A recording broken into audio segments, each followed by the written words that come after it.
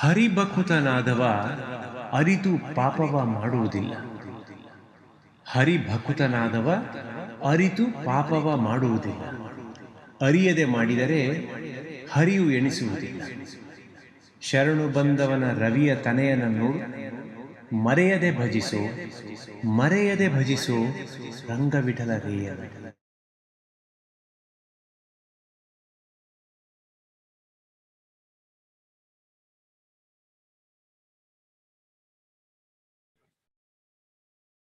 जन्माद्यस्य यतुन्वयादितरतश्चार्थेष्वभिज्ञस्वराट् तेने ब्रह्महृदाय आदिकवये मुह्यन्ति यं सूरयः तेजो वारिमृदां यथा विनिमयो यत्र त्रिसर्गो मृषा धाम्ना स्वेन सदा निरस्तकुहकं सत्यं परं धीमहि सृष्टिस्थित्यप्ययेहा नियतिदृशितमो बन्धमोक्षाश्च यस्मात् अस्य श्री ब्रह्मरुद्र प्रभृति सुरनरद्वीषशत्रुत्मकस्य विष्णोर्व्यस्ताः समस्ताः सकलगुणनिधिः सर्वदोषो व्यपेतः पूर्णानन्दाव्ययो यो गुरुरपि परमश्चिन्तयेतं महान्तम् अशेषवाग्जाड्यमलापहन्त्री नवं नवं स्पष्टसुवाक्प्रदायिनी ममेह जिह्वाग्रसुरङ्गनर्तकी भवप्रसन्ना वदने च मे श्रीः नमस्ते प्राणेश प्रणतविभवाय वनिमगाः नमः स्वामिन् रामः प्रियतमः हनूमन् गुरुगुण नमस्तुभ्यं भीमप्रबलतमकृष्णेष्टभगवन्नमः श्रीमन्मध्वप्रदिश सुदृशं नो जय जय नमो वस्तात्विका देवाः विष्णुभक्तिपरायणाः धर्ममार्गे प्रेरयन्तु भवन्तः सर्वगेव हि वक्रतुण्डमहाकाय सूर्यकोटिसमप्रभ निर्विघ्नं कुरु मे देव सर्वकार्येषु सर्वदा नौमिन्याय सुधादिकृज्जयमुनीन् श्रीपादराट्सन्मणीन् व्यासार्यान् विविधागमब्धिविहरान् श्रीवादिराजानपि वन्दे हंसवरान् रघुत्तमगुरून् वैदग्ध्यवारां निधीन् श्रीसत्यव्रतराघवेन्द्रमुनिपां सद्बोधसध्यानपान् सत्याभिज्ञकराब्जोत्थान् पञ्चाशद्वर्षपूजकान् सत्यप्रमोदतीर्थार्यान् नौमिन्याय सुधारतान् शास्त्रेषु पारदुष्पानं शास्त्रज्ञेषु च वत्सलं दीनभक्तोद्धारकरं सत्यात्मानं गुरुं भजे विद्यापीठ विधातारं विद्यावारिधिचन्दिरं विद्यार्थिवत्सलं वन्दे महामहिमसद्गुरुम् आपादमौलिपर्यन्तं गुरूणामाकृतिं स्मरेत् तेन विघ्नाः प्रणश्यन्ति सिद्ध्यन्ति च मनोरथाः। ಸ್ವಸ್ತ್ಯಸ್ತು. ನಾರದರು ತಮ್ಮ ಪೂರ್ವಜನ್ಮದ ಕಥೆಯನ್ನೆಲ್ಲವನ್ನೂ ಕೂಡ ತಿಳಿಸಿ ವೇದವ್ಯಾಸ ದೇವರ ಹತ್ತಿರ ವಿಜ್ಞಾಪನೆಯನ್ನ ಮಾಡಿಕೊಳ್ತಾ ಇದ್ದಾರೆ.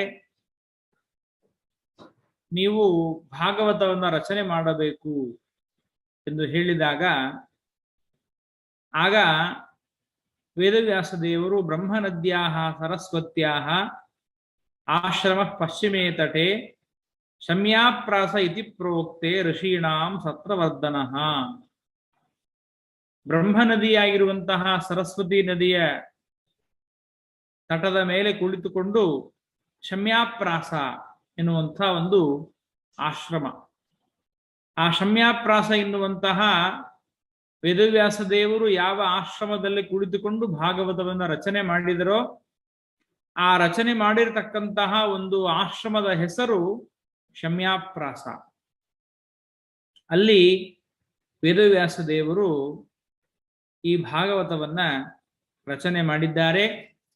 ಭಾಗವತವನ್ನ ರಚನೆ ಮಾಡಿ ಆಮೇಲೆ ಅದನ್ನ ವೇದವ್ಯಾಸ ದೇವರೇ ಸ್ವಯಂ ಶುಕಾಚಾರ್ಯರಿಗೆ ಉಪದೇಶವನ್ನು ಮಾಡಿದರು ಅಂತ ನಮಗೆ ತಿಳಿಸ್ತಾರೆ. ಅದಾದ ಮೇಲೆ ಈ ಭಾಗವತವನ್ನ ಯಾರಿಗೆ ಉಪದೇಶ ಮಾಡಿದ್ರು, ಯಾವಾಗ ಉಪದೇಶ ಮಾಡಿದ್ರು ಅಂತ ಪ್ರಶ್ನೆ ಬಂದಾಗ ಆಗ ಪರೀಕ್ಷಿತ್ ರಾಜನ ಕಥೆಯನ್ನ ಹೇಳೋದಕ್ಕೆ ಪ್ರಾರಂಭ ಮಾಡ್ತಾರೆ. ಆ ಪರೀಕ್ಷಿತ್ ರಾಜನ ಕಥೆಯನ್ನು ಹೇಳೋದಕ್ಕಿಂತಲೂ ಮುಂಚೆ ಪರೀಕ್ಷಿತ್ ರಾಜನ ತಂದೆಯಾದ ಅಭಿಮನ್ಯು, ಆ ಅಭಿಮನ್ಯುವಿನ ತಂದೆಯಾಗಿರತಕ್ಕಂತಹ ಯಾವ ಅರ್ಜುನ ಇದ್ದಾನೆ, ಆ ಅರ್ಜುನನ ಕಥೆಯನ್ನ, ಅಂದ್ರೆ ಅರ್ಜುನ ಹಾಗೂ ಪಾಂಡವರ ಕಥೆಯನ್ನ ಅಲ್ಲಿಂದಲೇ ಅದನ್ನ ಪ್ರಾರಂಭ ಮಾಡ್ತಾರೆ.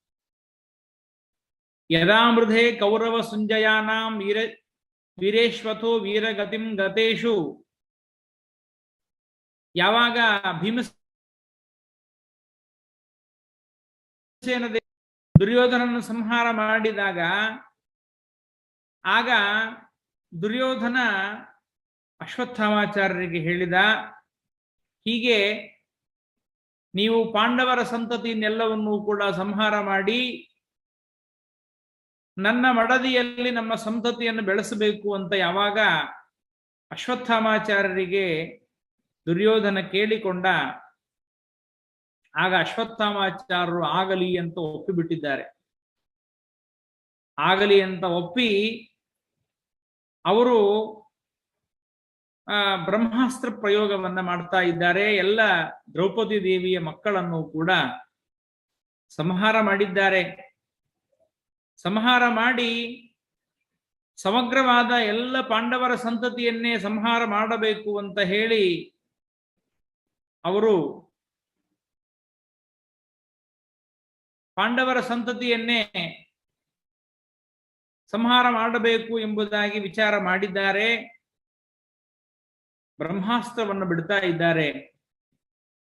ಬ್ರಹ್ಮಾಸ್ತ್ರವನ್ನು ಬಿಟ್ರೆ ಆಗ ಅರ್ಜುನ ಒಂದು ಪರಮಾತ್ಮನಿಗೆ ಪ್ರಾರ್ಥನೆ ಮಾಡ್ಕೊಳ್ತಾ ಇದ್ದಾನೆ. ಈ ರೀತಿಯಾಗಿ ದ್ರೋಣಪುತ್ರರು ಬ್ರಹ್ಮಾಸ್ತ್ರವನ್ನು ಬಿಟ್ಟಿದ್ದಾರೆ ಅಂತಂದಾಗ ಆ ಸಂದರ್ಭದಲ್ಲಿ ಪರಮಾತ್ಮ ಹೇಳ್ತಾನೆ, ನೈವಾಸೋ ವೇದ ಸಂಹಾರಂ ಪ್ರಾಣಭಾದ ಉಪಸ್ಥಿತೆ,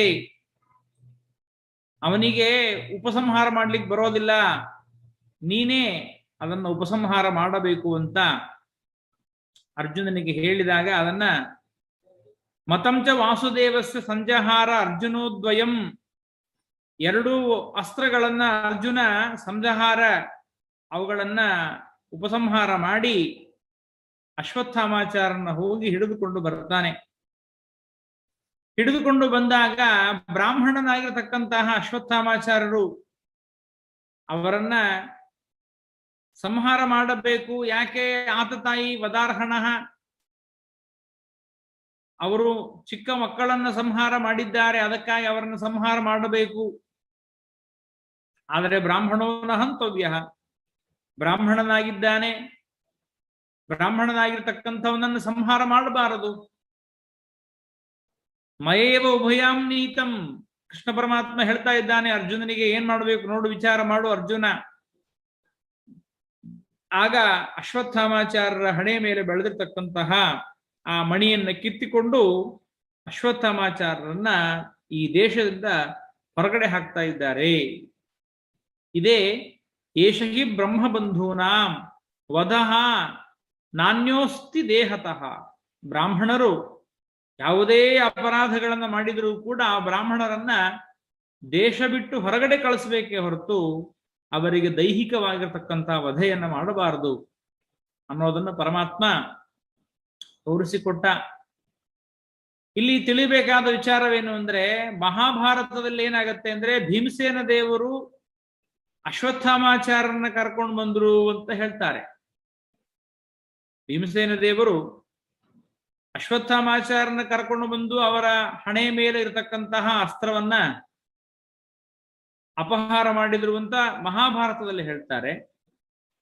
ಆದರೆ ಭಾಗವತದಲ್ಲಿ ಬರ್ತಾ ಇದೆ ಅರ್ಜುನ ಅಂತ.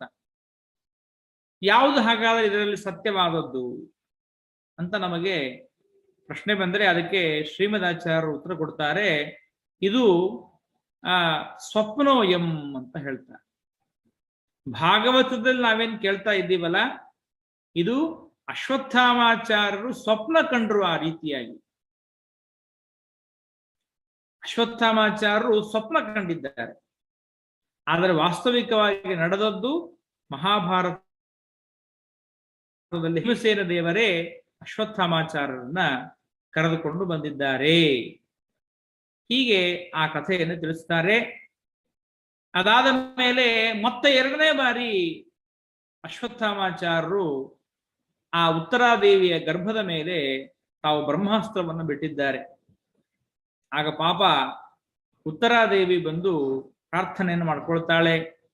ಪಾಹಿ ಪಾಹಿ ಮಹಾಬಾಹೋ ದೇವದೇವ ಜಗತ್ಪತೆ ನಾಣ್ಯಂ ತದಭಯಂ ಪಶ್ಯೇ ಯತ್ರ ಮೃತ್ಯುಃ ಪರಸ್ಪರಂ ಅಭಿದ್ರವತಿ ಮಾಮೀಶ ಶರಸ್ತಪ್ತಾ ಯಸೋ ವಿಭೋ ಕಾಮಂ ನಾಥ ಮಾಮೇ ಗರ್ಭೋ ನಿಪಾತ್ಯತಾಂ. ಉತ್ತರಾದೇವಿ ಬಂದು ಭಗವಂತನ ಸ್ತುತ್ತಾ ಇದ್ದಾಳೆ. ಸ್ವಾಮಿ ಪರಮಾತ್ಮ ಕಾಮಂ ದಹತು ಮಾಂ ನಾಥ, ನನ್ನನ್ನ ಬೇಕಾದರೆ ಈ ಅಸ್ತ್ರ ಕೊಂದು ಬಿಡಲಿ. ಮಾಮೇ ಗರ್ಭೋ ನಿಪಾತ್ಯತ, ನನ್ನ ಒಳಗಡೆ ಇರ್ತಕ್ಕಂತಹ ಮಗುವಿಗೆ ಮಾತ್ರ ಯಾವ ತೊಂದರೆ ಆಗುವುದು ಬೇಡ ಅಂತ ಉತ್ತರಾದೇವಿ ಭಗವಂತನಿಗೆ ಪ್ರಾರ್ಥನೆ ಮಾಡ್ಕೊಳ್ತಾ ಇದ್ದಾಳೆ. ಆಗ ಪರಮಾತ್ಮ ಸುದರ್ಶನೇನ ಸ್ವಸ್ತ್ರೇಣ ಸ್ವಾನಾಂ ರಕ್ಷಾಂ ಯದಾ ದಿವುಹು, ತಾನು ಒಳಗಡೆ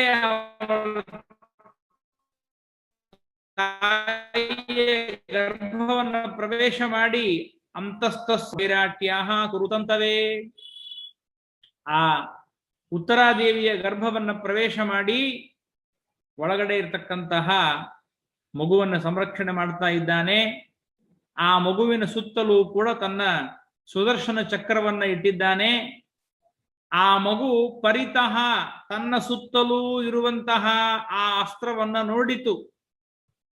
ಪರಿತಃ ಈಕ್ಷಿತಃ ಪರೀಕ್ಷಿತಃ, ಅದಕ್ಕಾಗಿ ಅವನಿಗೆ ಪರೀಕ್ಷಿತ ಎಂಬುದಾಗಿ ಹೆಸರು ಬಂತು.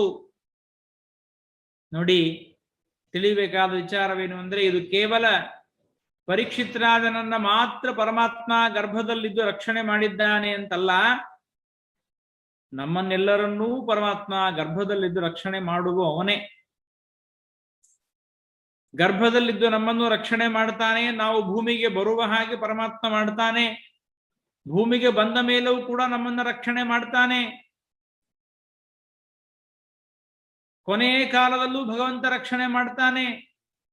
ಹೀಗಿರುವಾಗ ಮಧ್ಯದ ಈ ಸಂದರ್ಭದಲ್ಲಿ ನಮ್ಮನ್ನ ನಾವೇ ರಕ್ಷಣೆ ಮಾಡಿಕೊಳ್ಳಬೇಕು ಎನ್ನುವ ಜವಾಬ್ದಾರಿಯನ್ನ, ಈ ಹಠವನ್ನ ಯಾಕೆ ಮಾಡ್ತೀರಿ ಅಂತಾರೆ ದಾಸರು. ಬಹಳ ಸುಂದರವಾಗಿ ಹೇಳ್ತಾರೆ. ಹುಟ್ಟುವಾಗ ಆಪತ್ತಿಗಾರು ಚಿಂತಿಸಿದವರು ಕಟ್ಟ ಕಡೆಗಿನ ಲಯಕ್ಕೆ ಆರ ಚಿಂತೆ, ನಟ್ಟ ನಡುವಿನ ಬಾಳಿಗೆ ಚಿಂತಿಸುತ್ತಿರುವಿ, ಹುಟ್ಟಿಸಿದ ದೇವತಾ ಹುಲ್ಲಮೈಸುವನೇನೋ,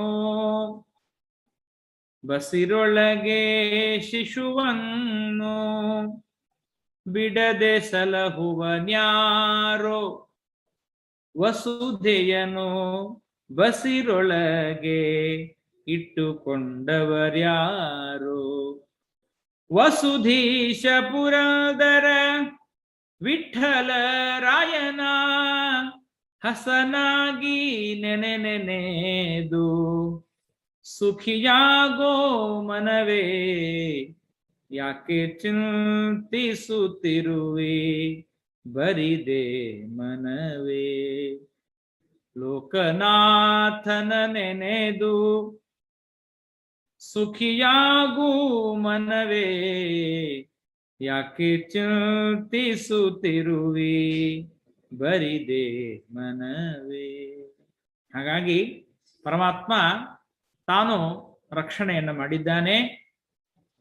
ಆ ರೀತಿಯಾಗಿ ರಕ್ಷಣೆ ಮಾಡಿದಾಗ ಕುಂತಿದೇವಿ ಬಂದು ಭಗವಂತನನ್ನ ಸ್ತೋತ್ರ ಮಾಡ್ತಾ ಇದ್ದಾಳೆ.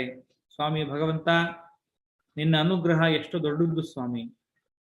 ವಿಪದಃ ಸಂತುನ ಶಶ್ಯತ ವಿಷಾನ್ ಮಹಾಗ್ನೇ ಪುರುಷ ಪ್ರಶಂಸನಾತ್ ಅಸತ್ಸಭಾಯ ವನವಾಸ ಕೃಚ್ಛ ಮೃಧೆ ಮೃಧೆ.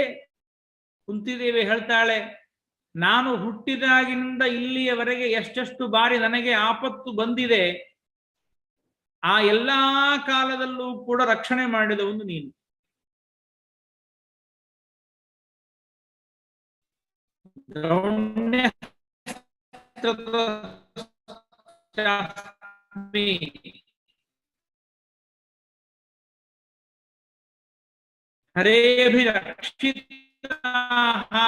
ಇವತ್ತು ಅಶ್ವತ್ಥಾಮಾಚಾರ್ಯರ ನಿನ್ನ ಈ ಉಪಕಾರಕ್ಕೆ ಅನಂತ ಸುಖ ಬಂತು ಅಂದ್ರೆ ನಾನು ನಿನ್ನನ್ನು ಮರ್ತು ಬಿಡ್ತೇನೆ. ಅದಕ್ಕಾಗಿ ನನಗೆ ಯಾವಾಗಲೂ ಕೂಡ ದುಃಖವೇ ಇರಲಿ,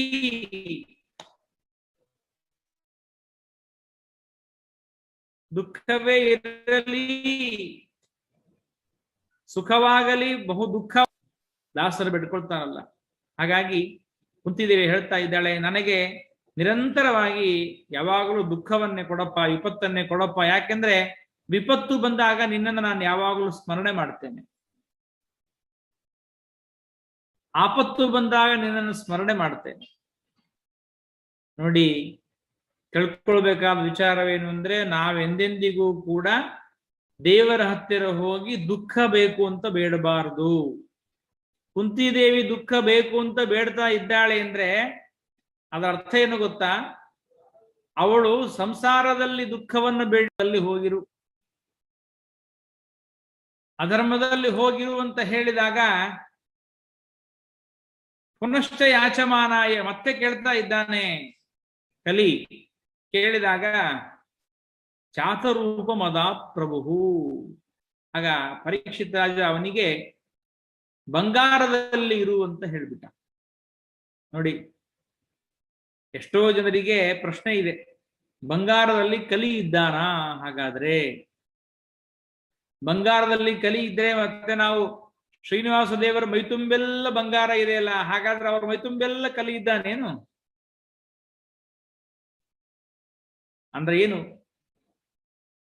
ತಿಳ್ಕೊಳ್ಬೇಕಾದ ವಿಚಾರವೇನು ಅಂದ್ರೆ, ಪುನಶ್ಚ ಯಾಚಮಾದಾಯ ಜಾತರೂಪಂ, ಬಂಗಾರವನ್ನು ಕೊಟ್ಟ, ಅದರ ಜೊತೆಗೆ ಇನ್ನೂ ಅನೇಕ ಸ್ಥಾನಗಳನ್ನು ಕೊಡ್ತಾನೆ. ಅದರ ಅಭಿಪ್ರಾಯವೇನು ಅಂದ್ರೆ, ಬಂಗಾರದಲ್ಲಿ ಕಲಿ ಇದ್ದಾನೆ ಅಂತ ಅರ್ಥವಲ್ಲ. ಬಂಗಾರಕ್ಕೆ ನಿಮಿತ್ತವನ್ನ ಮಾಡಿಕೊಂಡು ಯಾರು ಜಗಳಾಡ್ತಾರೆ, ಬಂಗಾರವನ್ನ ಸುವರ್ಣವನ್ನ ನಿಮಿತ್ತ ಮಾಡಿಕೊಂಡು ಎಲ್ಲಿ ಜಗಳ ನಡೀತಾ ಇದೆ ಅಲ್ಲಿ ಕಲಿ ಇದ್ದಾನೆ ಅಂತ ಅರ್ಥ. ಹಾಗಾಗಿ ಕಲಿಗೆ ಈ ರೀತಿಯಾಗ ಸ್ಥಾನಗಳನ್ನು ಕೊಟ್ಟ ಮೇಲೆ ಆಮೇಲೆ ಈ ಕಡೆಗೆ ತಾನು ಒಂದು ಮನೆ ಒಳಗಡೆ ಹೋಗಿ ಏಕದ ಧನುರುದ್ಯಮ್ಯ ವಿಚರನ್ ಮೃಗಯಾಂಬನೆ ಮೃಗಾನುಗತ ಶಾಂತಃ ಕ್ಷುದಿತಃ ತ್ರಿಷಿತೋ ಭೃಶಂ.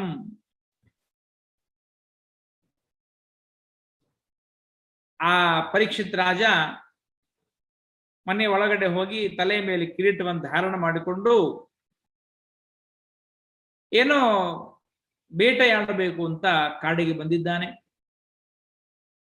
ಕಾಡಿನಲ್ಲಿ ಬೇಟೆಯಾಡ್ತಾ ಇದ್ದಾನೆ. ಬಹಳ ನೀರಡಿಕೆಯಾಗಿದೆ, ನೀರು ಕುಡಿಬೇಕು ಅಂತ ಯೋಚನೆ ಮಾಡ್ತಾ ಇದ್ದಾನೆ. ಜಲಾಶಯ ಮಚಕ್ಷಾಣ, ಹತ್ತಿರದಲ್ಲಿ ಅವನಿಗೆ ಎಲ್ಲೂ ಕೂಡ ಒಂದು ಜಲಾಶಯ ಕಾಣಿಸ್ತಾ ಇಲ್ಲ ನೀರು ಕುಡಿಬೇಕು ಅಂತಂದ್ರೆ. ಋಷಿಗಳ ಆಶ್ರಮವನ್ನು ಪ್ರವೇಶ ಮಾಡಿದ್ದಾನೆ, ಶಮೀಕ ಋಷಿಗಳ ಆಶ್ರಮ. ಇಲ್ಲಿ ಯಾರಿದ್ದೀರಿ, ನೀರು ಕೊಡ್ತೀರಾ ಅಂದ ಯಾರು ಮಾತಾಡೋರಿಲ್ಲ. ಶಮೀಕ ಋಷಿಗಳು ಧ್ಯಾನಾವಸ್ಥಿತರಾಗಿ ಬಿಟ್ಟಿದ್ದಾರೆ. ಬಹಳ ಸಿಟ್ಟು ಬಂತು. ಕಲಿಪ್ರವೇಶ ಆಗಿದೆ ನೋಡಿ ಅವನಲ್ಲಿಯೇ. ಏನ್ ಮಾಡಿದ್ದಾನೆ, ಸತ್ತ ಹಾವನ್ನ ಅವರ ಕೊರಳಲ್ಲಿ ಹಾಕೇ ಬಿಟ್ಟ. ಸತ್ತ ಹಾವನ್ನ ಅವರ ಕೊರಳಲ್ಲಿ ಹಾಕಿ ಯಥಾ ಪ್ರಕಾರವಾಗಿ ಹೊರಟು ಬಿಟ್ಟ ತನ್ನ ಮನೆಗೆ. ಹೋದ ಮೇಲೆ ಹೀಗೆ ಅವರ ತಂದೆಯ ಆ ಶಮೀಕ ಋಷಿಗಳ ಕೊರಳಲ್ಲಿ ಸತ್ತ ಹಾವನ್ನು ಹಾಕಿದ್ದಾರೆ ಅಂತ ಅವರ ಮಗನಾಗಿರುವಂತಹ ಶೃಂಗಿ ಋಷಿಗಳಿಗೆ ಗೊತ್ತಾಯ್ತು. ಓಹೋ, ನನ್ನ ತಂದೆಯ ಕೊರಳಲ್ಲಿ ಸತ್ತ ಹಾವನ್ನು ಹಾಕಿದ್ದಾನ ಅವನು. ಆಗಿಂದಾಗಲೇ ಕಮಂಡಲು ತೆಗೆದುಕೊಂಡ, ಕೈಯಲ್ಲಿ ನೀರು ಹಿಡ್ಕೊಂಡಿದ್ದಾನೆ. ಅಹೋ ಅಧರ್ಮ ಪಾಲಾನಾಂ ಪೃಥ್ವ್ಯ ಬಲಿಭುಜಾಮಿವ ಸ್ವಾಮಿನ್ನಗಮ್ಯದಾಸಾನಾಂ ಧಾರಪಾನಾಂ ಸುನಾಮಿವ ಬ್ರಾಹ್ಮಣೈ ಕ್ಷತ್ರಬಂಧುರಿ ದ್ವಾರಪಾಲೋ ನಿರೂಪಿತ. ಕ್ಷತ್ರಿಯನಾಗಿರುವಂತಹ ವ್ಯಕ್ತಿ, ಎಲ್ಲರಿಗೂ ಗುರುವಾಗಿರುವಂತಹ ಬ್ರಾಹ್ಮಣನ ಮನೆಗೆ ಬಂದು ಒಳಗಡೆ ಬರಬೇಕಾದ್ರೆ ಅವರ ಅನುಜ್ಞೆಯನ್ನು ತೆಗೆದುಕೊಂಡು ಒಳಗೆ ಬರ್ಬೇಕು. ಮೇ ಐ ಕಮಿನ್ ಸರ್ ಅಂತ ಕೇಳಿ ಬರ್ಬೇಕು. ಧರ್ಮಾತಿಕ್ರಮಣ ಮಾಡಿದ್ದಾನವನು. ಹೊರಗಡೆ ಇರುವ ನಾಯಿ ಮನೆ ಒಳಗಡೆ ಬಂದು ಪಾತ್ರೆಗಳನ್ನು ಮುಟ್ಟಿದ್ರೆ ಹೇಗಾಗಬೇಕೋ ಹಾಗಾಗ್ತಾ ಇದೆ ನನ್ನ ಮನೆಯ ಪಾತ್ರೆಗಳನ್ನು ಮುಟ್ಟಿದ್ದಾನವನು. ಏನು 8 ವರ್ಷದ ಬಾಲಕ 24 ಲಕ್ಷ ಗಾಯತ್ರಿ ಜಪವನ್ನ ಮಾಡಿ ಮಂತ್ರದ ಸಿದ್ಧಿಯನ್ನ ಪಡೆದಿರುವಂತಹ ಬಾಲಕ ಶೃಂಗಿ. ನಿಜವಾಗಲೂ ಅವನಿಗೆ ಕೊಂಬುಗಳು ಬಂದಿವೆ, ಜ್ಞಾನದ ಕೊಂಬು ಬಂದಿದೆ, ತಪಸ್ಸಿನ ಕೊಂಬು ಬಂದಿದೆ ಅವನಿಗೆ. ಅಂತಹ ಶೃಂಗಿ ಕೈಯಲ್ಲಿ ನೀರು ತೆಗೆದುಕೊಂಡು ಶಾಪ ಕೊಡ್ತಾ ಇದ್ದಾನೆ. ಇತೋ ಲಂಘಿತ ಮರ್ಯಾದಂ ತಕ್ಷಕ ಸಪ್ತಮೇ ಹನಿ ದಕ್ಷತಿ ಸ್ಮ ಕುಲಾಂಗಾರಂ ಚೋದಿತೋ ಮೇ ಪಿತೃಗೃಹಂ. ಯಾರು ನನ್ನ ತಂದೆಗೆ ಪೀಡೆಯನ್ನು ಕೊಟ್ಟಿದ್ದಾರೆ, ಯಾರು ತಂದೆಗೆ ಅವಮಾನ ಮಾಡಿದ್ದಾರೆ, ಅವನಿಗೆ ಇವತ್ತಿನಿಂದ ಸರಿಯಾಗಿ 7ನೇ ದಿವಸಕ್ಕೆ ಬಂದು ತಕ್ಷಕ ಬಂದು ಕಚ್ಚಲಿ ಅಂತ ಶಾಪ ಕೊಟ್ಬಿಟ್ಟ. ನೋಡ್ರಿ, ಹಾಗಾಗಿ ಎಂದೆಂದಿಗೂ ಕೂಡ ನಾವು ದೊಡ್ಡವರನ್ನ, ಗುರುಗಳನ್ನ, ಹಿರಿಯರನ್ನ ಅವಮಾನ ಮಾಡಬಾರದು. ಬಹಳ ಸುಂದರವಾಗಿ ಹೇಳ್ತಾರೆ ಪುರಂದರದಾಸರು, ನೆಚ್ಚದೀರಿ ಭಾಗ್ಯ ಯಾರಿಗೂ ಸ್ಥಿರವಲ್ಲ ನಿಶ್ಚಯವೆಚ್ಚರಿಕೆ,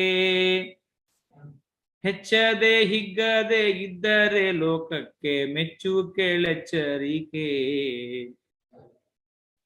ಗುರು ಹಿರಿಯರ ಅವಮಾನ ಸಿರಿ ಸೊಡಲಿಗೆ ಬಿರುಗಾಳಿ ಎಚ್ಚರಿಕೆ. ಎಚ್ಚರಿಕೆ ಕೊಡ್ತಾ ಇದ್ದಾರೆ.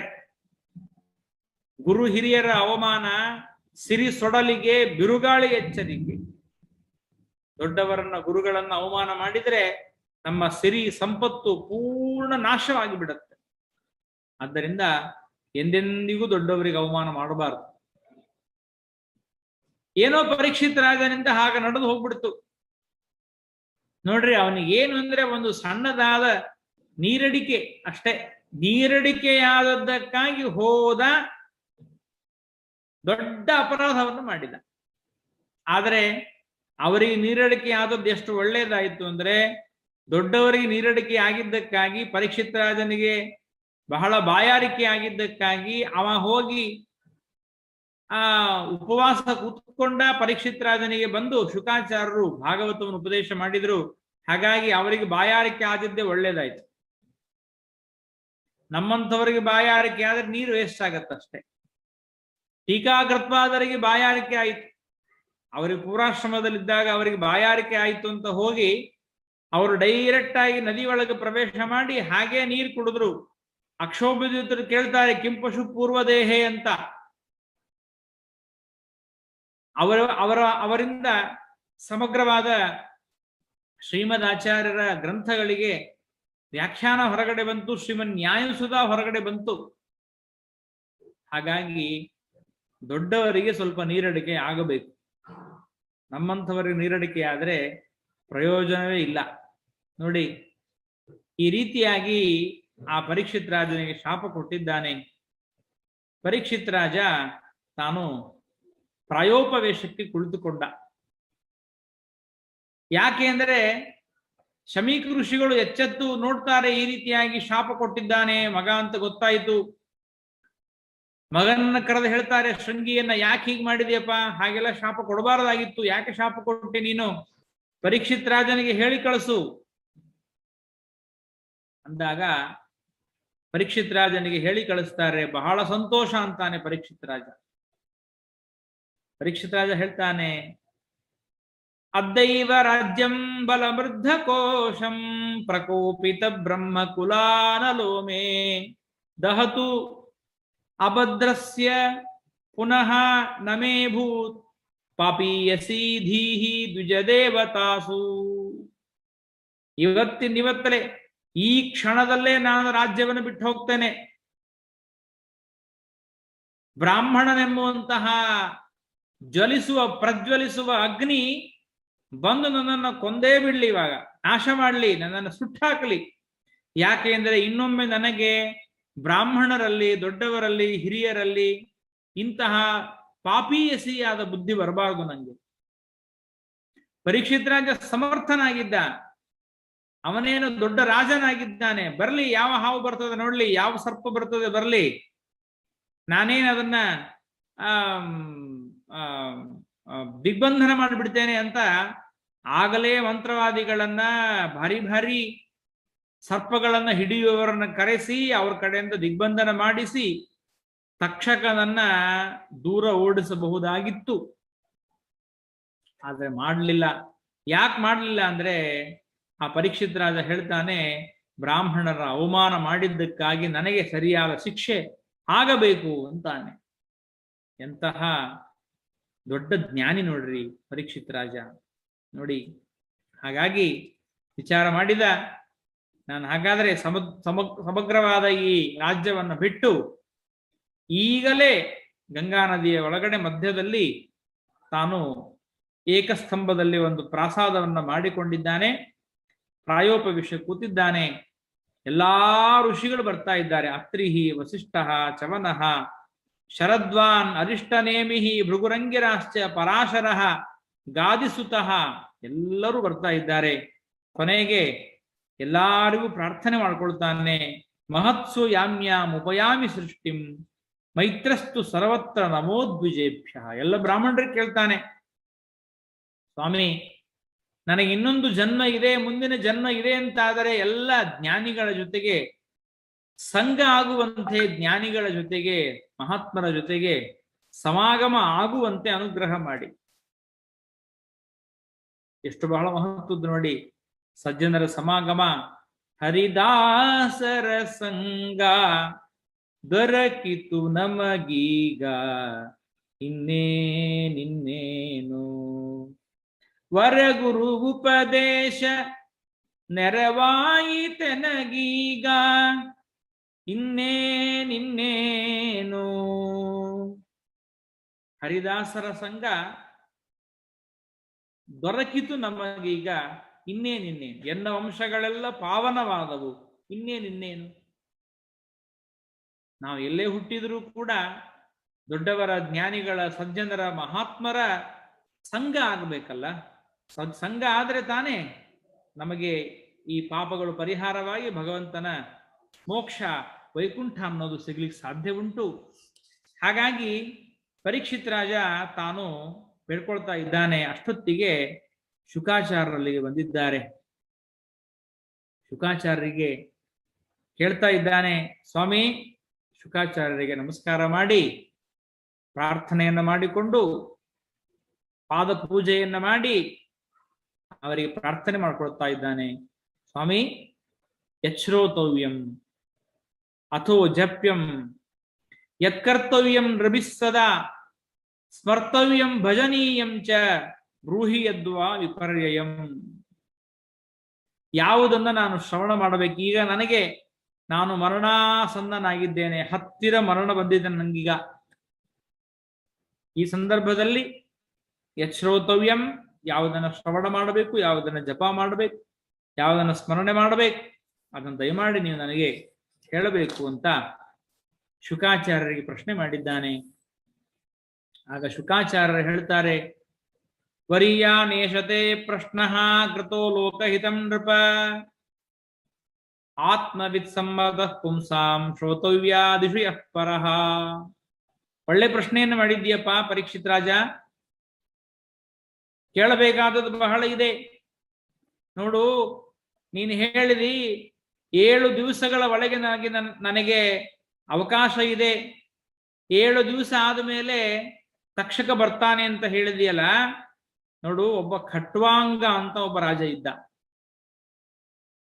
ಅವನು ದೇವತೆಗಳ ಜೊತೆಗೆ ಸಹಾಯ ಮಾಡ್ಬೇಕು ಹೋದ. ದೇವತೆಗಳಿಗೆ ಕೇಳ್ತಾನೆ, ನನ್ನ ಆಯುಷ್ಯ ಎಷ್ಟಿದೆ, ನಾನು ಬೇಗನೆ ಭೂಮಿಗೆ ಹೋಗಿ ಸಾಧನೆ ಮಾಡ್ಕೋಬೇಕು ಅಂತಂತಾನೆ. ಆ ಆಯುಷ್ಯ ಎಷ್ಟು ಹೇಳ್ರಿ ಅಂತ ಕೇಳಿದಾಗ ಆಗ ದೇವತೆಗಳು ಹೇಳ್ತಾರೆ, ಒಂದೇ ಒಂದು ಮುಹೂರ್ತ ಇದೆಪ್ಪ ನಿನ್ನ ಆಯುಷ್ಯ ಅಂತ. ಒಂದೇ ಒಂದು ಮುಹೂರ್ತ ಇದೆ ಅಂತಂದರೆ ತಕ್ಷಣಕ್ಕೆ ಹೋಗಿ ತಾನು ಒಂದು ಮುಹೂರ್ತದಲ್ಲಿ ಸಾಧನೆಯನ್ನು ಮಾಡಿಕೊಂಡು ಬರ್ತಾನೆ. ಪರೀಕ್ಷಿತ್ ರಾಜನಿಗೆ ಶುಕಾಚಾರ್ಯ ಹೇಳ್ತಾರೆ, ಅಲ್ಲಪ್ಪ, ಬರೇ ಒಂದು ಮುಹೂರ್ತದಲ್ಲಿ ಸಾಧನೆಯನ್ನ ಮಾಡಿಕೊಂಡು ಸರ್ವಸಂಗ ಪರಿತ್ಯಾಗವನ್ನು ಮಾಡಿ ಮೋಕ್ಷವನ್ನು ಹೊಂದಿದವರಿದ್ದಾರೆ. ತವಾಪ್ಯೇತರಿಹಿ ಕೌರವ್ಯ ಸಪ್ತಾಹಂ ಜೀವಿತಾವಧಿಹಿ. ನಿನಗೆ 7 ದಿವಸ ಕೊಟ್ಟಿದ್ದಾರಲ್ಲಪ್ಪ, ಯಾಕೆ ವಿಚಾರ ಪಡ್ತಿ, ಯಾಕೆ ಚಿಂತೆ ಮಾಡ್ತಿ? ನಾನು ಹೇಳ್ತೀನಿ, ನಾನು ಭಾಗವತವನ್ನು ಹೇಳ್ತೀನಿ, ನೀನು ಶ್ರವಣ ಮಾಡು. ಏನು? ಮೊದಲು ಮನುಷ್ಯ ಅಂತಕಾಲೇತು ಪುರುಷೇ ಆಗತೆ ಗತಸಾದ್ವಸಃ. ಕೊನೇ ಕಾಲ ಬಂದಾಗ ಮನುಷ್ಯ ಮೊದಲು ಸರ್ವಸಂಗವನ್ನ ಪರಿತ್ಯಾಗ ಮಾಡಬೇಕು. ಮನೆ ಬಿಟ್ಟು ಹೊರಗೆ ಹೋಗ್ಬೇಕು. ಮನೆ ಬಿಟ್ಟು ಹೊರಗಡೆ ಹೋಗಿ ಪುಣ್ಯ ತೀರ್ಥಗಳಲ್ಲಿ ಕುಳಿತುಕೊಂಡು ನಿರಂತರವಾಗಿ ಅಕಾರ ಉಕಾರ ಮಕಾರಗಳಿಂದ ವಾಚ್ಯನಾಗಿರ್ತಕ್ಕಂತಹ ಪರಮಾತ್ಮನನ್ನ, ಓಂಕಾರ ವಾಚ್ಯನಾದ ಪರಮಾತ್ಮನನ್ನ ಧ್ಯಾನ ಮಾಡಬೇಕು. ಧ್ಯಾನ ಮಾಡ್ತಾ ಮಾಡ್ತಾ ಮಾಡ್ತಾ ಮಾಡ್ತಾ ಹೋದ್ರಿ ಅಂದ್ರೆ ಮನಸ್ಸು ಶುದ್ಧವಾಗುತ್ತೆ, ಭಕ್ತಿ ದೇವರಲ್ಲಿ ಹೆಚ್ಚಾಗ್ತದೆ, ದೇವರಲ್ಲಿ ಭಕ್ತಿ ಬೆಳೀತಾ ಹೋಗ್ತದೆ.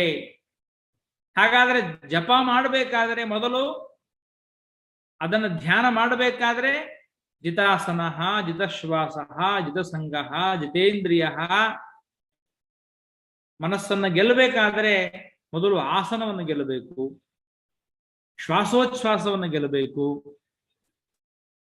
ಸಂಘವನ್ನು ಗೆಲ್ಲಬೇಕು, ಇಂದ್ರಿಯಗಳನ್ನು ಗೆಲ್ಲಬೇಕು, ಭಗವಂತನ ಸ್ಥೂಲ ರೂಪವನ್ನು ಮೊದಲು ಧಾರಣ ಮಾಡಬೇಕು.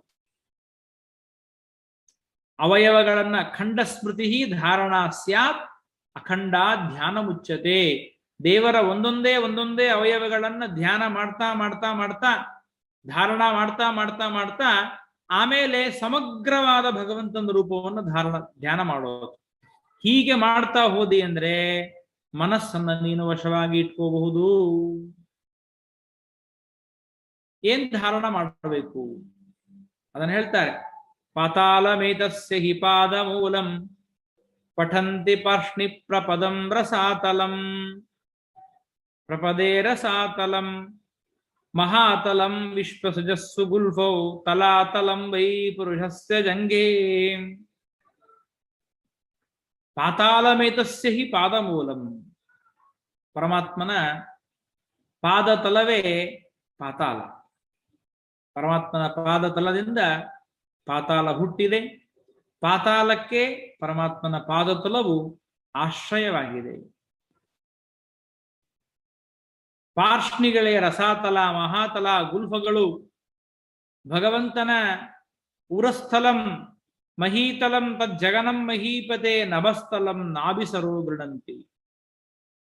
ದೇವರ ನಾಭಿಯಲ್ಲಿ ಸಮಗ್ರವಾಗಿರ್ತಕ್ಕಂತಹ ಆಕಾಶ ಸೇರಿಕೊಂಡಿದೆ ಅಂತ ಹೇಳ್ತಾರೆ. ಹಾಗಾಗಿ ಆ ಆಕಾಶಾಭಿಮಾನಿಗಳಾದ ಗಣಪತಿ ದೇವರು ಕೂಡ ಅದೇ ದೇವರ ನಾಭಿಯ ಸ್ಥಾನದಲ್ಲಿದ್ದಾರೆ. ಅದಕ್ಕಾಗಿಯೇ ಜಗನ್ನಾಥದಾಸರು ಆ ಗಣಪತಿ ದೇವರನ್ನ ಸ್ತೋತ್ರ ಮಾಡುವಾಗ ಈ ಮಾತನ್ನು ಹೇಳ್ತಾರೆ. ಶ್ರೀಶನ ಅತಿ ನಿರ್ಮಲ ಸುನಾಭಿ ದೇಶವಸ್ಥಿತ ರಕ್ತಗಂಧಾದಿ ಶೋಭಿತ ಗಾತ್ರ ಲೋಕ ಪವಿತ್ರ ಸುರಮಿತ್ರ ಎಂಬುದಾಗಿ ಆ ಮಾತನ್ನ ನಾವು ಕೇಳ್ತೇವೆ. ಹಾಗಾಗಿ ಆ ಭಗವಂತ ನಾಭಿಸಲದಲ್ಲಿ ಆಕಾಶವನ್ನು ಇಟ್ಕೊಂಡಿದ್ದಾನೆ. ಅಂತಹ ದೇವರನ್ನ ಮತ್ತೆ ಧಾರಣ ಮಾಡಬೇಕು. ಈ ಧಾರಣ ಮಾಡೋದ್ರಿಂದ ಏನಾಗತ್ತೆ ಅಂದ್ರೆ ನೋಡಿ, ಮನಸ್ಸನ್ನ ನಾವು ವಶ ಮಾಡ್ಕೊಳ್ಬಹುದು. ಇದು ಒಂದು ಉಪಾಯ. ಮನಸ್ಸನ್ನ ವಶ ಮಾಡಿಕೊಳ್ಳೋದಕ್ಕೋಸ್ಕರವಾಗಿ ಧಾರಣ ಮಾಡಿದ್ರೆ ಒಂದೊಂದೇ ಒಂದೊಂದೇ ಭಗವಂತನ ಅವಯವಗಳನ್ನ ಧ್ಯಾನ ಮಾಡ್ತಾ ಹೋದರೆ ಆಗ ಮನಸ್ಸನ್ನ ನಾವು ವಶ ಮಾಡ್ಕೋಬಹುದು. ಇದು ಒಂದು ಉಪಾಯ. ಇನ್ನೊಂದು ಉಪಾಯವಿದೆ ಮನಸ್ಸನ್ನ ವಶ ಮಾಡಿಕೊಳ್ಳೋದಕ್ಕೆ. ಏನದು ಅಂದ್ರೆ ಅದನ್ನು ಹೇಳ್ತಾರೆ. ಶಬ್ದಸ್ಯ ಹಿ ಬ್ರಹ್ಮಣಗೇಶ ಪಂಥಾಃ ಯನ್ನಾಮಭಿರ್ಧ್ಯಾಯತಿ ಧೀರ ಪಾರ್ಥೈಃ ಪರಿಭ್ರಮಂ ತತ್ತ ನ ವಿಂದತೀರ್ಥಾನ್ ಮಾಯಾಮಯೇ ವಾಸನಯಾಶಯಾನಃ. ನಾವು ನೋಡುವ ಏನೇನು ಶಬ್ದಗಳಿವೆ ಎಲ್ಲಾ ಶಬ್ದಗಳು ಕೂಡ ಕೇವಲ ದೇವರನ್ನೇ ಹೊಗಳುತ್ತಾವೆ ಅಂತ ತಿಳ್ಕೊಂಡ್ರೆ ಅದರಿಂದಲೂ ನಮ್ಮ ಮನಸ್ಸನ್ನು ನಾವು ಗೆಲ್ಬಹುದು. ಮನಸ್ಸನ್ನ ಗೆಲ್ಲೋದು ಅಂದ್ರೆ ಅರ್ಥ ಏನು? ಮನಸ್ಸನ್ನ ಗೆಲ್ಲೋದು ಅಂದ್ರೆ ಮನಸ್ಸನ್ನ ಒಂದೇ ಕಡೆಗೆ ಸ್ಥಿರವಾಗಿ ನಿಲ್ಲಿಸುವುದು ಅಂತ ಅರ್ಥ. ಇವಾಗ ನಮ್ಮ ಮನಸ್ಸು ಒಂದೊಂದು ಕ್ಷಣ ಕ್ಷಣಕ್ಕೂ ಬೇರೆ ಬೇರೆ ಯೋಚನೆ ಮಾಡ್ತಾ ಇರುತ್ತೆ. ಕ್ಷಣ ಕ್ಷಣಕ್ಕೂ ಒಂದು ಕ್ಷಣದಲ್ಲಿ ಹಣದ ಬಗ್ಗೆ ಯೋಚನೆ, ಇನ್ನೊಂದು ಕ್ಷಣದಲ್ಲಿ ಮನೆಯ ಬಗ್ಗೆ ಯೋಚನೆ, ಇನ್ನೊಂದು ಕ್ಷಣದಲ್ಲಿ ಬ್ಯಾಂಕಿನ ಬಗ್ಗೆ ಯೋಚನೆ, ಹೀಗೆ 10 ಯೋಚನೆ ಮಾಡ್ತು ಅಂದ್ರೆ ಆಗ ಮನಸ್ಸಿಗೆ ಚಾಂಚಲ್ಯವಿದೆ ಅಂತ. ಆದರೆ ಮನಸ್ಸು ಯಾವಾಗಲೂ ಒಂದೇ ಕಡೆಗೆ ಸೇರಿತು ಅಂದ್ರೆ ಆಗ ಅದು ಸ್ಥಿರವಾದ ಮನಸ್ಸು. ಅದನ್ನೇ ಮನಸ್ಸನ್ನು ಗೆಲ್ಲೋದು ಅಂತ ಅರ್ಥ. ಹಾಗಾದ್ರೆ ನಾವು ಶಬ್ದಗಳಿಂದ ಈಗ ಅಕ್ಕಿ ಅಂದ್ರೆ ದೇವರು, ಬೆಲ್ಲ ಅಂದ್ರೆ ದೇವರು, ಬೇಳೆ ಅಂದ್ರೆ ದೇವರು, ಕಾಯಿ ಅಂದ್ರೆ ದೇವರು, ಗೋಡೆ ಅಂದ್ರೆ ದೇವರು, ಎಲ್ಲಾ ಶಬ್ದಗಳು ಇಂದ್ರ ಅಂದ್ರೆ ದೇವರು, ಚಂದ್ರ ಅಂದ್ರೆ ದೇವರು ಅಂತ ಎಲ್ಲಾ ಶಬ್ದಗಳಿಂದಲೂ ಪರಮಾತ್ಮನೇ ವಾಚ್ಯನಾಗಿದ್ದಾನೆ ಅಂತ ತಿಳ್ಕೊಂಡ್ಬಿಟ್ರೆ ಆಗ ನಮ್ಮ ಮನಸ್ಸು ಪರಮಾತ್ಮನನ್ನು ಬಿಟ್ಟು ಬೇರೆ ಎಲ್ಲೂ ಹೋಗೋದೇ ಇಲ್ಲ. ಬೇರೆ ಎಲ್ಲೂ ಹೋಗೋದಿಲ್ಲ ನೋಡಿ. ಹಾಗಾದರೆ ನಮಗೆ ಕೇಳ್ತಾರೆ, ಅತಃ ಕವಿರ್ನಾಮ ಸುಯಾವದರ್ಥ ಸ್ಯಾದಪ್ರಮತ್ತೋ ವ್ಯವಸಾಯ ಬುದ್ಧಿ.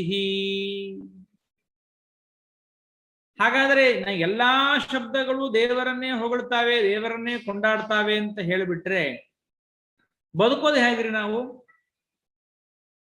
ಅಕ್ಕಿ ಅನ್ನೋ ಶಬ್ದಕ್ಕೆ ದೇವರು ಅಂತ ಅರ್ಥ, ಬೇಳೆ ಅಂದ್ರೆ ದೇವರು ಅಂತ ಅರ್ಥ, ಎಲ್ಲದಕ್ಕೂ ದೇವರು ಅಂತ ಅರ್ಥ ಮಾಡಿದ್ರೆ ನಾವು ಬದುಕೋದು ಹೇಗೆ? ಅದಕ್ಕೆ ಹೇಳ್ತಾರೆ ಸ್ಯಾದಪ್ರಮರ್ಥ ವ್ಯವಸಾಯವು ಯಾವದರ್ಥ. ಬೇರೆ ಪದಾರ್ಥಗಳನ್ನ ಉಪಯೋಗ ಮಾಡೋದರಿಂದ ನಿನಗೆ ಎಷ್ಟು ಪ್ರಯೋಜನವಿದೆಯೋ ಅಷ್ಟು ಅದಕ್ಕೋಸ್ಕರ ಮಾತ್ರ ಪ್ರಯೋಗ ಮಾಡು. ಬೇಡ ಅಂದ್ರೆ ಬಿಟ್ಟೇ ಬಿಡು, ಬೇಡ ಅಂದ್ರೆ ಬಿಟ್ಟೇ ಬಿಡ್ಬೋದು.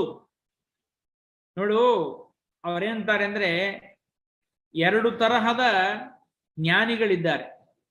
ಪರಿಪಕ್ವ ಯೋಗಿಗಳು, ಪಕ್ವಯೋಗಿಗಳು ಅಂತ ಇಬ್ಬರಿದ್ದಾರೆ. ಆ ಪರಿಪಕ್ವ ಯೋಗಿಗಳ ಲೈಫ್ ಸ್ಟೈಲ್ ಅನ್ನು ನಾನು ಹೇಳ್ತೇನೆ. ಆ ಪರಿಪಕ್ವ ಯೋಗಿಗಳ ಲೈಫ್ ಸ್ಟೈಲ್ ನಿನಗೆ ಬೇಕಾಯಿತು, ಅದು ಇಷ್ಟ ಬಂತು ಅಂದ್ರೆ ಅದರಾಗಿರ್ಬೋದು. ಪರಿಪಕ್ವ ಯೋಗಿಗಳ ಬೇಡ, ಪಕ್ವ ಯೋಗಿಗಳು ಹೇಗಿರ್ತಾರೋ ಹಾಗಿರ್ತೀರಿ ಅಂದ್ರೆ ಅದರಿಂಗೂ ಇರ್ಬೋದು. ಅವಾಗ ನೀವು ಬೇರೆ ಯಾರನ್ನು ಬೇಡುವ ಅವಶ್ಯಕತೆ ಇಲ್ಲ. ಎಲ್ಲವೂ ಸಿದ್ಧವಾಗಿದೆ, ಎಲ್ಲವೂ ಸುಖವಾಗಿದೆ. ನಿಮಗೆ ದೇವರನ್ನು ಬಿಟ್ಟು ಬೇರೆ ಕಡೆಗೆ ಮನಸ್ಸೇ ಹೋಗೋದಿಲ್ಲ. ಏನದು ಪರಿಪಕ್ವ ಯೋಗಿಗಳಿರುವಂತಹ ಬಗೆ?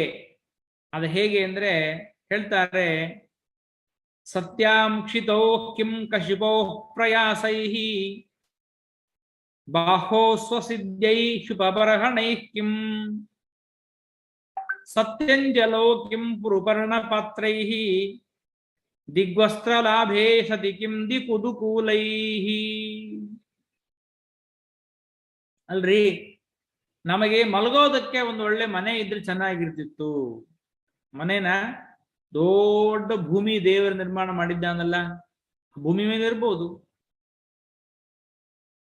ಹೌದು, ಭೂಮಿ ಮೇಲೆ ಇರ್ಬೋದಾ? ಇರ್ಬೋದು. ಇಲ್ಲ, ಮಲ್ಕೋತೇನೆ, ಮಲಗಿದ ಮೇಲೆ ಸ್ವಲ್ಪ ಒಂದು ತಲೆಗೆಂಬಿಗೆ ಏನಾದ್ರೂ ಒಂದು ತಲೆಗೆಂಬು ಬೇಕಾಗಿತ್ತು.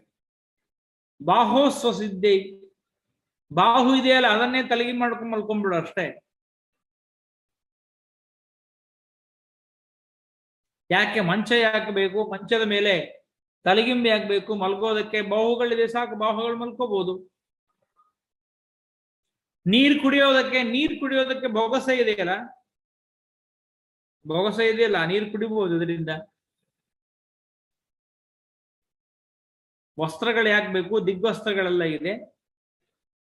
ನಿನಗೆ ಮಲ್ಕೊಳ್ಳೋದಕ್ಕೆ ಆಯ್ತು, ತಿನ್ನೋದಕ್ಕಾಯ್ತು, ಕುಡಿಯೋದಕ್ಕಾಯ್ತು, ಇನ್ನು ಬೇರೆ ಏನು ಉಳಿತೇನೀಗ? ಏನು ಬೇರೆ ಏನಿಲ್ಲ, ದೇವರ ಧ್ಯಾನ ಮಾಡ್ತಾ ಇದ್ಬಿಡ್ಬೋದು. ಇದು ಪರಿಪಕ್ವ ಯೋಗಿಗಳಿರುವಂತಹ ಒಂದು ಲೈಫ್ ಸ್ಟೈಲು. ಭಾಗವತ ಹೇಳೋದು ತುಂಬಾ ಸರಳ, ಕೇಳೋದು ಸರಳ, ಅದರಂತೆ ನಡ್ಕೊಳ್ಳೋದು ತುಂಬಾ ಕಷ್ಟ. ಬೇಡ, ಈ ರೀತಿ ನಡ್ಕೊಳ್ಳಿಕ್ಕೆ ಆಗೋದಿಲ್ಲ ನಮಗೆ ಅಂದ್ರೆ ಪಕ್ವ ಯೋಗಿಗಳಿದ್ದಾರೆ, ಅವ್ರ ತರಹ ನಡ್ಕೋಬಹುದಾ? ಅವ್ರು ಹೇಗಿದ್ದಾರೆ? ಚಿರಾಣಿ ಕಿಂ ಪತಿ ನ ಸಂತಿ ದಿಶಂತಿ ಭಿಕ್ಷಾಂ ನೋವಾಂಗಾ ಪರಭೃತ ಸರಿತೋಪ್ಯ ಶಿಷ್ಯನ್ ವೃದ್ಧಾ ಗುಹಾ ಕಿಮವಧೂತ ಸುಗೃನ್ನ ಕೃಷ್ಣ ಕಸ್ಮಾತ್ ಭಜಂತಿ ಕವಯೋಧನ ದುರ್ಮಧಾಂದಾನ್. ಚಿರಾಣಿ ಕಿಂಪತಿನ ಸಂತಿ, ಅಲ್ಲಲ್ಲಿ ದೊಡ್ಡ ದೊಡ್ಡ ಗಿಡಗಳು, ವೃಕ್ಷಗಳಿವೆ, ಅವುಗಳ ಎಲೆಗಳನ್ನು ಜೋಡಿಸ್ಕೊಂಡು ವಸ್ತ್ರ ಮಾಡ್ಕೊ ಉಟ್ಕೋ. ಭಾರಿ ಭಾರಿ ಶ್ರೀಮಂತರು ಕಾಂಪೌಂಡ್ ಮೇಲೆ ವಸ್ತ್ರ ಹಾಕಿರ್ತಾರೆ, ಅದನ್ನ ಉಟ್ಕೊಂಡ್ಬಿಡು. ಮನೆ ಮನೆಗೆ ಹೋದರೆ ಭಿಕ್ಷೆ ಬೇಡದೆ ಕೊಡ್ತಾರ, ಅನ್ನವನ್ನು ಊಟ ಮಾಡು. ನೀರು ಕುಡಿಬೇಕು ಅಂದ್ರೆ ನದಿಗಳಿವೆ, ವಾಸ ಮಾಡಬೇಕು ಅಂದ್ರೆ ಗುಹಾಗಳಿವೆ, ಗುಹಾದಲ್ಲಿ ಹೋಗಿ ವಾಸ ಮಾಡು. ಒಬ್ಬ ಗೆಳೆಯ ಬೇಕ್ರೆ ನಮ್ ಬದುಕೋದಕ್ಕೆ ಗೆಳೆಯ ಬೇಕಾ? ಕೃಷ್ಣ ಪರಮಾತ್ಮ ಇದ್ದಾನಲ್ಲ ಗೆಳೆಯ, ಅವನನ್ನೇ ದೊಡ್ಡ ಗೆಳೆಯ ಅಂತ ಸ್ವೀಕಾರ ಮಾಡಿಬಿಡು. ಹೀಗೆ ನಾವು ಸಕಲ ಶಬ್ದಗಳು ಪರಮಾತ್ಮನನ್ನ ವರ್ಣನೆ ಮಾಡ್ತಾವೆ ಅಂತ ತಿಳ್ಕೊಂಡು ಪಕ್ವಯೋಗಿಗಳು, ಪರಿಪಕ್ವ ಯೋಗಿಗಳು ಇರುವ ರೀತಿಯಾಗಿ ಇದ್ರೆ ನಮ್ಮ ಮನಸ್ಸನ್ನ ಗೆಲ್ಲಬಹುದು. ಮನಸ್ಸನ್ನ ಗೆದ್ದ ಮೇಲೆ ಆಮೇಲೆ ಅಪರೋಕ್ಷ ಜ್ಞಾನವನ್ನ ಪಡೆದು ಮೋಕ್ಷಕ್ಕೆ ಹೋಗುವುದು ಹೇಗೆ ಅನ್ನೋದನ್ನ ತಿಳಿಸ್ತಾರೆ. ಅದನ್ನ ಮತ್ತೆ ನಾಳಿಂದ ತಿಳ್ಕೊಳ್ಳೋಣ. ಹರೇ ನಮಃ. ಶ್ರೀಕೃಷ್ಣ ಅರ್ಪಣಮಸ್ತು.